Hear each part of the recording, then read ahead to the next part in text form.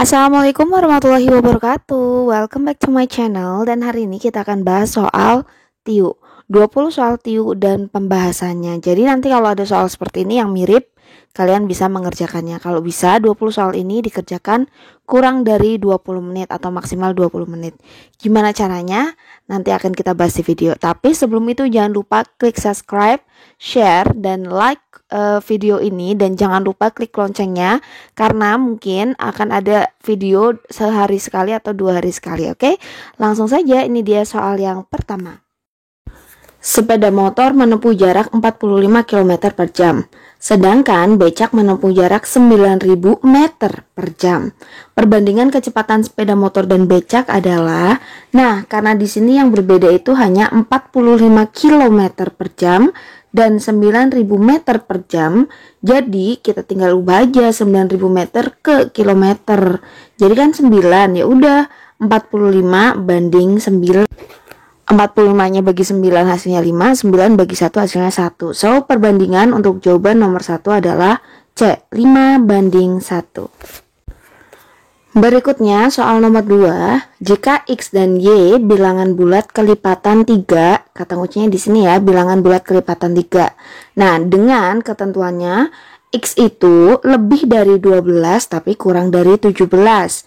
Dan Y itu kurang dari 19 dan lebih dari 16. Maka, nah kalau kayak gini kita kata kuncinya tadi ya, yang pertama X dan Y itu adalah bilangan bulat kelipatan 3. Kalau ketentuannya X lebih dari 12 tapi kurang dari 17, kelipatan 3, berarti kemungkinan jawabannya adalah 15. 15 adalah angka satu-satunya kelipatan 3 yang masuk kriteria X.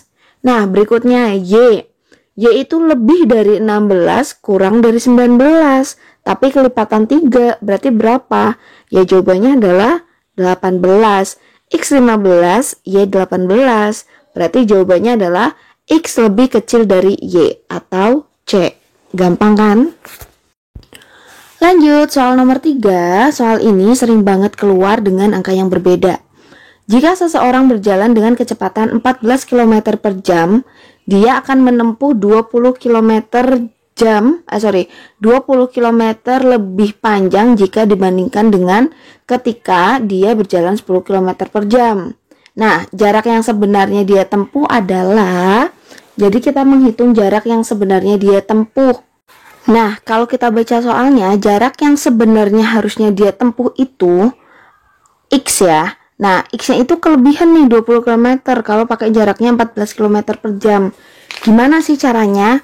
Nah, caranya gini. 14 km per jam berarti sama dengan 20 km ditambah 10 km per jam. Nah, kilometer per jam ini kita anggap sebagai X ya. Nanti kita tahu nih jarak sebenarnya. Berarti kan sama dengan 14X sama dengan 20 ditambah 10X. Udah, kalau udah kayak gini tinggal kita hitung aja. 10 kita pindah jadi 14X kurang 10X sama dengan 20. 4X sama dengan 20, X-nya ketemunya adalah 5. Oke. Nah, kalau udah kayak gini kita bisa ngitung. Kita ngitung jarak sebenarnya berarti pakai yang 14 km per jam. Berarti 14X. Ya udah, X-nya 5. 14 kali 5 sama dengan 70. Jawabannya adalah C. Oke, lanjut nomor 4. Dari sekelompok anak, 22 anak senang membaca majalah, 28 anak senang bermain musik, dan 20 anak senang membaca majalah dan juga bermain musik. Senang keduanya. Banyak anak dalam kelompok tersebut ialah, nah caranya kalau kayak gini, kita buat dua lingkaran kayak gini ya. Nah, irisannya yang suka keduanya itu kan 20. Tinggal kita kurangin aja. Yang membaca 22, nah yang suka keduanya 20, berarti sisanya tinggal 2 orang. Jelas? Nah, yang suka bermain musik 28, sedangkan yang suka keduanya adalah 20, berarti sisanya adalah 8. Nah, jumlah ini baru jumlah anak keseluruhan. 20 ditambah 8 dan ditambah 2, hasilnya adalah 30A. Lanjut, soal nomor 5. Seorang pedagang membeli 2 karung beras masing-masing beratnya 1 kuintal dengan tara 2,5%. Harga pembelian setiap karung beras Rp200.000 setiap karung.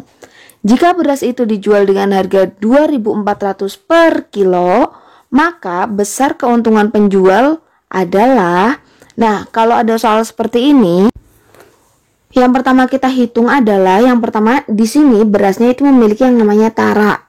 Tara itu kayak potongan, jadi tara itu yang akan menjadikan net. Misalnya gini, berat neto atau berat bersih itu sama dengan berat bruto kurangi berat tara. Taranya adalah 2,5%. 2,5% dari 100. Berarti kita kalikan aja 2,5% dikali 100. Hasilnya adalah 2,5 kilo. Nah, kita hitung tuh berat netonya. Berat netonya itu berarti kan berat bruto tadi 100 kilo dikurangi 2,5 kilo. Hasilnya adalah 97,5 kilo. Berat ini yang akan kita hitung. Nah, karena di sini mencari keuntungan, berarti nanti rumusnya harga jual dikurangi harga beli. Jualnya berapa? Jualnya itu 2.400 per kilo. Sedangkan tadi soalnya itu nggak 100 kilo ya, karena udah dikurangi tara jadi 97,5 kilo. Itu untuk yang satu karung. Berarti kalau 2 karung ya tinggal dikali 2. Berarti harga jualnya itu 97,5 dikali 2 dikali 2.400. Nah, habis itu baru deh kita hitung harga belinya. Per karungnya itu kan 200.000, beli 2 karung. Berarti 200.000 kali 2 dong. Ya udah tinggal kita hitung. 468.000 dikurangi 400.000. Jadi untungnya adalah 68.000 atau jawabannya adalah B. Lanjut soal nomor 6. Jika 3 lusin baju dibeli dengan harga 990.000, maka harga 25 baju ialah.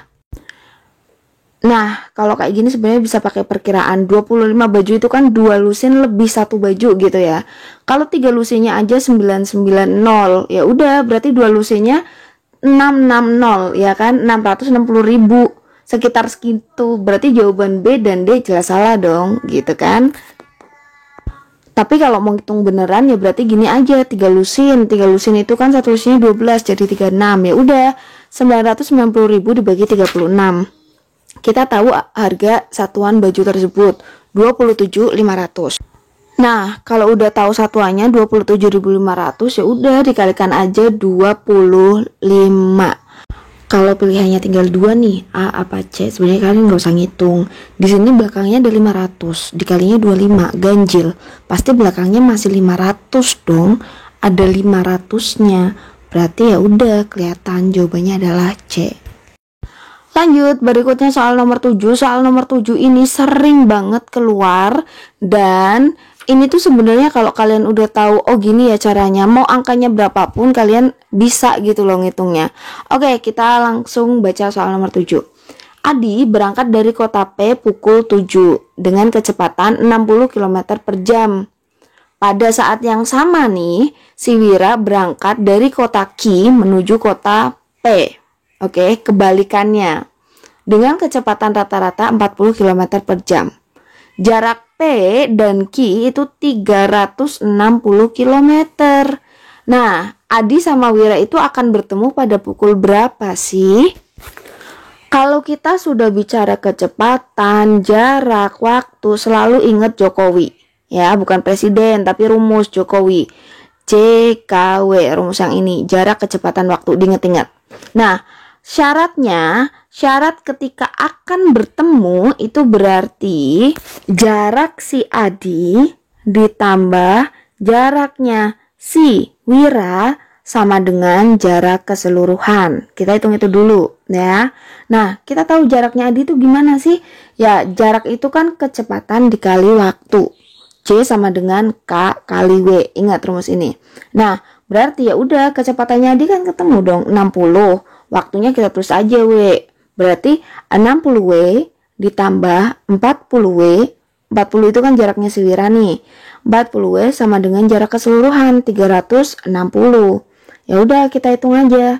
100W sama dengan 360. W-nya ketemu dong waktunya.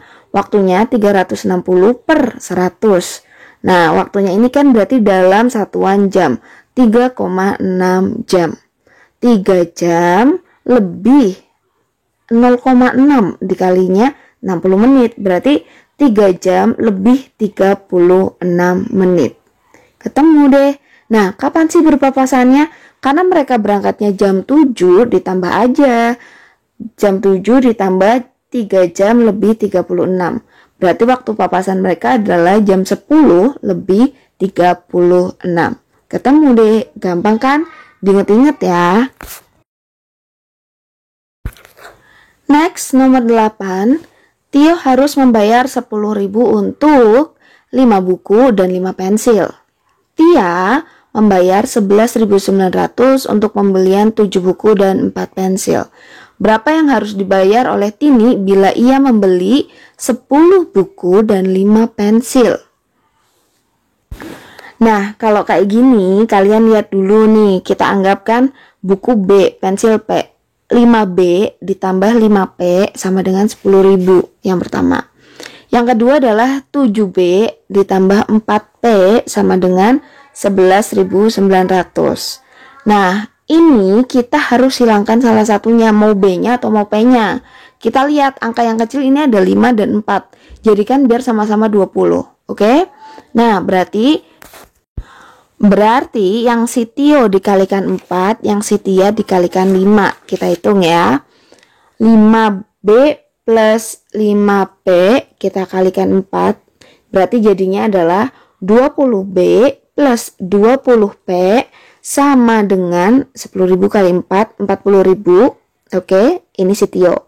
Nah, si Tia 35P karena 7 dikali 5 ya, ditambah 20P sama dengan 11.900 kali 5, berarti 59.500.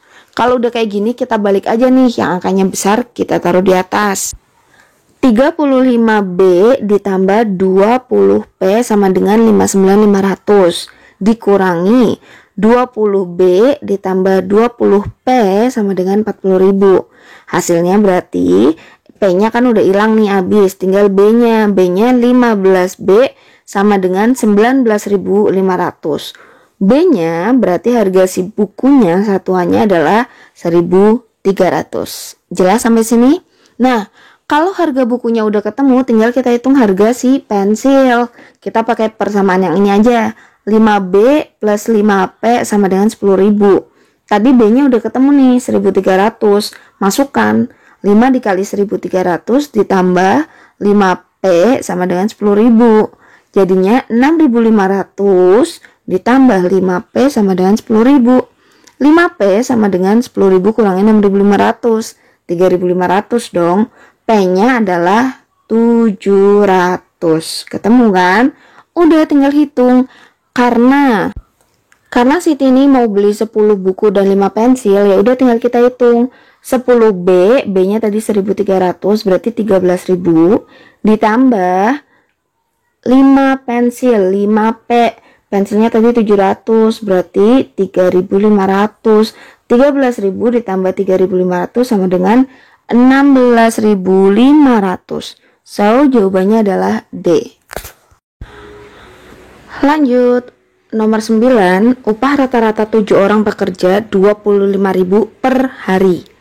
Jika ada tambahan 1 orang pekerja, rata-rata upahnya menjadi 23.750 per hari. Maka upah pekerja baru tersebut ialah, nah kalau kayak gini kan yang diketahui rata-rata. Rata-rata itu di sini rata-ratanya adalah 25.000 per hari. Kita hitung aja.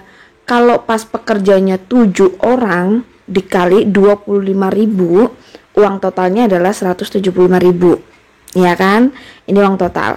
Nah, ketika tambah 1 pekerja alias jadi 8, perharinya tuh 23.750. Ya udah 8 dikali 23.750.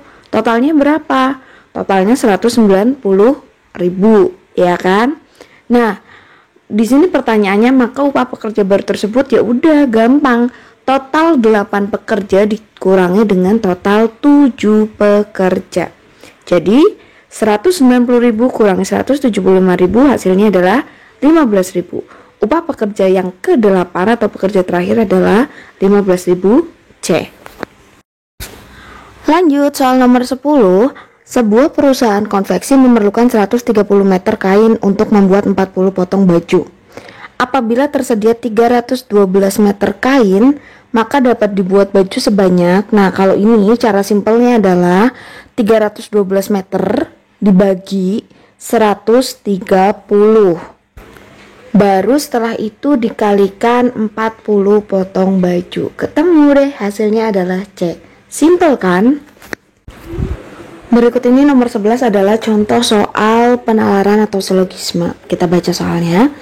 Beberapa dosen bergabung dalam tim karawitan. Tim karawitan tidak ada yang menjadi pemain tenis. Di sini ada dua hal yang sama, yaitu tim karawitan bisa kita hilangkan saja. Berarti kesimpulannya beberapa dosen bukan pemain tenis. Jawaban yang paling tepat adalah B. Lanjut, soal nomor 12. Semua burung tidak bersirip, semua kuda makan rumput. Andai soalnya kayak gini semua, jawabannya itu paling gampang. Kenapa? Satu, semua burung tidak bersirip. Yang kedua, bahas tentang kuda, nggak nyambung. Satunya burung, satunya kuda, nggak ada dua hal yang sama dari dua pernyataan tersebut. Ya udah, disimpulkan jawabannya adalah E. Tidak bisa ditarik kesimpulan. Lanjut, nomor 13. Ada 5 mahasiswa A, B, C, D, dan E yang mengikuti seminar. A dan B berasal dari fakultas yang sama. D dan E juga berasal dari fakultas yang sama. Bila mahasiswa yang berasal dari fakultas yang sama tidak boleh duduk berdekatan. Berdekatan di sini berarti bersebelahan persis gitu ya. Kemungkinan posisi tempat duduk mereka dalam satu deret adalah, kalau ini kita lihat aja, yang sama fakultasnya nggak boleh sebelahan. Berarti A tidak boleh bersebelahan dengan B. Yang ada setelah A, B itu salah. B, pilihan B ada A, B salah. C ada A dan B salah. B dan C jelas salah. Oke? Lanjut, kita cari yang fakultas sama, itu ada D dan E. Jadi setiap kamu nemu D dan E bersebelahan, itu pasti salah. Yang A ada tuh D dan E sebelahan, salah. Yang B tadi udah salah, yang C udah salah, yang D dan E sebelahan, salah. Ya udah, ketemu jawabannya adalah E. Lanjut, soal nomor 14. Semua guide pandai berbahasa asing. Fido bukanlah seorang guide. Nah, di sini kita lihat lihat kalimatnya ya. Semua guide pandai berbahasa asing. Ini tuh nggak bisa dibalik. Yang nanti akan jadinya setiap yang pandai berbahasa asing itu pasti guide, bukan ya. Jadi kalimat tersebut tidak dapat dibalik. Artinya yang pandai berbahasa asing bukan hanya guide saja. Nah, di sini Fido bukanlah seorang guide. Ya berarti jawabannya Fido itu bisa jadi pandai berbahasa asing, bisa jadi tidak pandai, atau tidak ada kesimpulan yang benar. Nomor 14 jawabannya adalah E. Lanjut, nomor 15. Beberapa mobil berwarna hitam. Beberapa mobil berarti sebagian mobil itu warnanya hitam. Oke, semua mobil mempunyai roda. Semua mobil mempunyai roda. Berarti kesimpulannya apa? Kesimpulannya beberapa mobil yang warnanya hitam itu pasti punya roda. Berarti jawabannya adalah E. Beberapa mobil berwarna hitam itu mempunyai roda. Nah, lanjut nih, nomor 16. Ini kebalikannya soal nomor 15 nih, hampir mirip. Semua sepeda motor dilengkapi speedometer. Nah, sebagian sepeda motor berwarna hitam. Berarti intinya semua sepeda motor itu ada speedometernya, mau warna hitam, mau warna apa gitu. Nah, sebagian sepeda motor warnanya hitam. Ya berarti semua sepeda motor yang berwarna hitam itu pasti dilengkapi oleh speedometer. Jawabannya adalah C. Jadi itu kata kuncinya semua harus pakai speedometer. Jawaban A itu salah, tidak dilengkapi speedometer, salah. B, tidak dilengkapi juga salah. E, tidak dilengkapi speedometer juga salah. Tinggal yang C dan D. Dan lihat, C sama D itu kalimatnya benar-benar mirip. Tapi jawaban yang paling tepat adalah C, yang sesuai dengan pernyataan. Oke? Lanjut soal nomor 17. Selama semester ini Budi belum pernah mendapatkan nilai lebih baik daripada teman-temannya. Budi belum pernah nih dapat nilai baik. Heru termasuk dari separuh siswa yang terpandai di kelasnya. Heru masuknya siswa yang pandai, separuh siswa pandai. Lanjut. Agus lebih pandai daripada Heru. Oh, Heru aja udah pandai, ini Agus itu lebih pandai gitu dalam pelajaran matematika. Tapi ulangan biologinya lebih rendah daripada hasil ulangan Budi. Kesimpulannya apa sih? Kita lihat pembahasan yang A. Agus lebih bodoh daripada Heru. Salah, karena si Agus pernah dapat nilai lebih tinggi dari Heru dalam matematika. B. Budi lebih bodoh daripada Heru. Mungkin ya. Yang C. Heru lebih bodoh daripada Budi. Salah, karena Heru termasuk siswa yang terpandai. D. Agus, Heru, Budi adalah teman sekelas. Ini kita nggak bisa menyimpulkan kalau mereka teman sekelas karena nggak ada keterangannya. E. Agus dan Budi bukan teman sekelas. Sekali lagi kita nggak tahu mereka tuh sekelas atau enggak, tapi yang penting ketahuannya cuma selama semester ini, bukan mereka teman sekelas. Berarti jawaban D dan E salah. Jawaban yang paling tepat di sini adalah B. Budi lebih bodoh daripada Heru. Sebenarnya di sini kata kuncinya di yang pertama. Selama semester ini Budi belum pernah mendapatkan nilai lebih baik daripada teman-temannya. Ya udah, kesimpulannya antara Budi, Heru dan Agus yang paling kurang pinter itu ya si Budi. Jawabannya adalah B. Budi lebih bodoh daripada Heru. Lanjut, 18. Tidak semua sarjana yang pandai lolos CPNS. Semua sarjana yang bodoh tidak lolos ujian CPNS. Berikutnya, tidak semua sarjana yang pandai selalu mempunyai nilai ijazah yang lebih baik daripada yang lebih bodoh. Purdi mempunyai nilai ijazah yang lebih buruk daripada Alan. Kalau kayak gini kalian langsung baca aja opsinya. Kira-kira yang tepat apa ya? Kita lihat opsi yang A. Alan lebih pandai daripada Budi. Itu salah, bertentangan dengan pernyataan yang ketiga itu. Kan di situ disebutkan tidak semua sarjana yang pandai selalu mempunyai nilai ijazah yang lebih baik daripada yang lebih bodoh. Jadi jawaban yang A itu salah, bertentangan sama pernyataan itu. Kita lihat yang B.